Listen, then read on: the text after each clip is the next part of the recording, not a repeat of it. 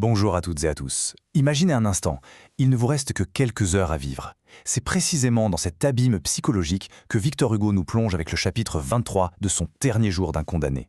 Aujourd'hui, on va explorer ensemble ce moment charnière, un concentré de tension et une critique sociale d'une puissance qui, même aujourd'hui, nous secoue encore profondément. Si la mort pouvait venir ainsi, écoutez bien cette phrase. Ce n'est pas un simple souhait, non, c'est un cri. Un cri qui jaillit face à l'horreur. L'horreur de voir son propre destin incarné par quelqu'un d'autre. Et vous allez voir, cette phrase, c'est vraiment la clé de voûte de tout le chapitre. La rencontre absolument brutale du narrateur avec son double, le miroir hideux de sa propre fin.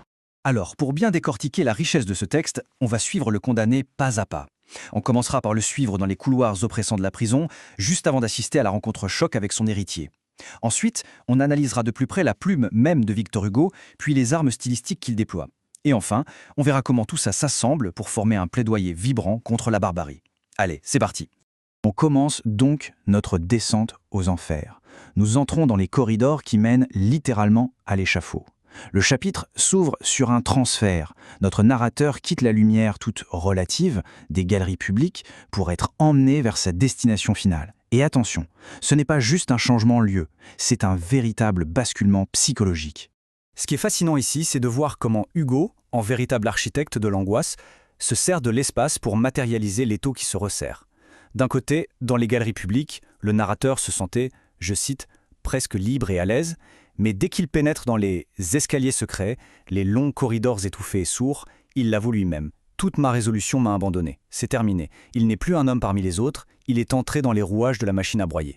Et c'est là, au cœur de cette cellule, que la véritable confrontation a lieu. Le condamné rencontre son héritier. Alors qu'il est perdu dans ses pensées, il est tiré de sa rêverie par un brusque et violent éclat de rire. C'est là qu'il découvre qu'il n'est pas seul.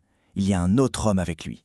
Et ce n'est pas n'importe qui, c'est son successeur, celui qui va hériter de sa place à l'échafaud. Et cet homme, il se présente avec un mot étrange, un mot qui vient de l'ombre, un frioche. Qu'est-ce que ça peut bien vouloir dire frioche ? Eh bien, le texte nous le jette au visage, sans ménagement, c'est le prochain sur la liste, l'héritier de la guillotine. L'emploi de ce mot d'argot nous fait basculer immédiatement dans un autre univers, celui du crime, avec sa langue secrète, sa langue codée. Écoutez un peu l'incroyable brutalité de sa langue.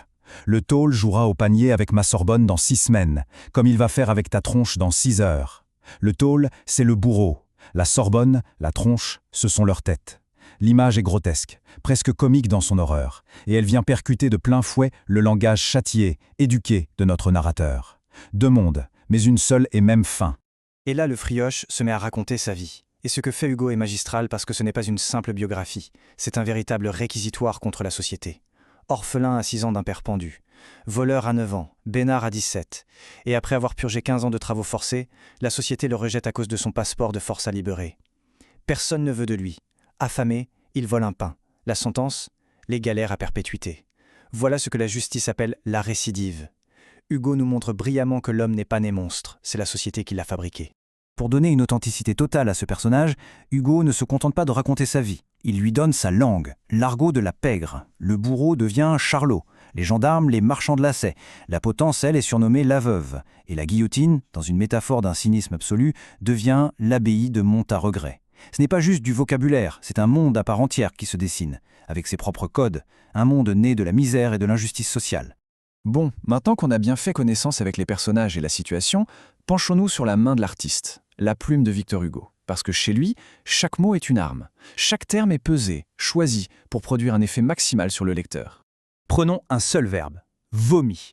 En décrivant l'arrivée du frioche, le narrateur ne dit pas qu'il est entré ou qu'on l'a poussé. Non, il dit que la porte l'a vomi. Ce mot est une violence inouïe. Il déshumanise complètement l'homme, le réduit à un déchet, à un rebut que le système carcéral expulse. En un seul mot, Hugo nous dit tout, du mépris et de la déchéance de cet homme. Et Hugo ne nous laisse pas être de simples spectateurs, non, il nous inflige une véritable agression sensorielle pour nous immerger. D'abord, Louis, avec cet éclat de rire qui sonne comme un râle. La vue, avec ce portrait sans aucune concession, sale, en guenille, repoussant à voir. Et puis les sensations physiques du narrateur qui deviennent les nôtres, mes cheveux se dressaient, je grelottais. On ne lit pas la scène, on la subit, on la vit de l'intérieur. Alors, pour nous convaincre, pour nous émouvoir à ce point, Hugo ne se contente pas des mots. Il déploie tout son arsenal rhétorique. Analysons ensemble quelques-unes des armes de son style. les figures les plus marquantes qu'on trouve dans ce chapitre. D'abord, la métaphore macabre. Mon père a épousé la veuve. La veuve, on l'a vu, c'est la potence. Transformer une exécution capitale en mariage, c'est une forme d'humour noir absolument terrible. Ça nous montre à quel point la mort, pour ces hommes-là, est devenue une banalité, un événement presque quotidien dans leur univers sordide. Ensuite, l'ironie cinglante, ce qu'on appelle en littérature une antiphrase. Quand le frioche s'exclame « la belle recommandation, un galérien », il dénonce avec une férocité amère toute l'hypocrisie du système. La société le déclare libre, mais en même temps, elle lui colle dans le dos une étiquette qui lui interdit toute chance de réinsertion. C'est une critique sociale d'une efficacité redoutable. L'hyperbole, c'est-à-dire l'exagération, est aussi très présente, surtout dans les rires du frioche. Ce ne sont pas des simples rires, ce sont des éclats, des explosions violentes qui ressemblent à un râle. Ce rire excessif n'est pas du tout un signe de joie, c'est le symptôme d'une âme brisée, d'une déshumanisation si profonde que la seule réaction possible face à l'horreur, c'est ce rire presque fou. On retrouve notre verbe vomi, mais cette fois, vu sous l'angle de la personnification. En écrivant que la porte l'avait vomi, Hugo donne vie à un objet inanimé.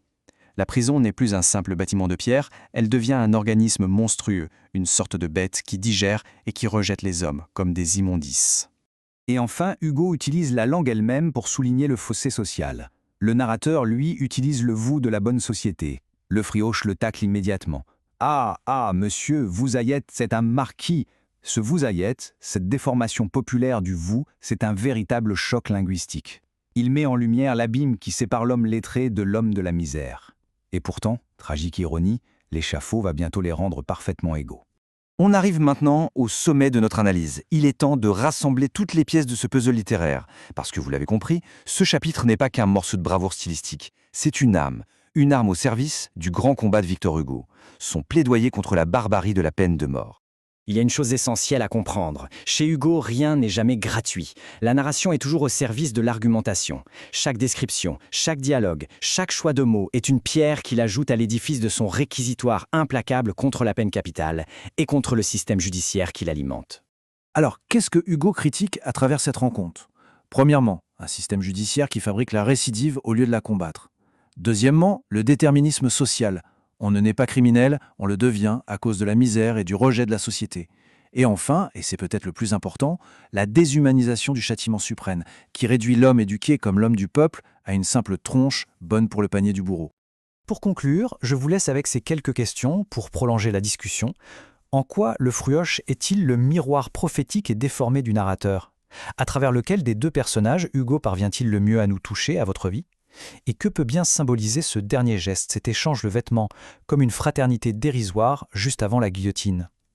Ce chapitre ne se contente pas de donner des réponses, il nous force à nous interroger sur la justice, la société et sur cette part d'humanité qui survit ou qui meurt dans le couloir de la mort. Je vous remercie.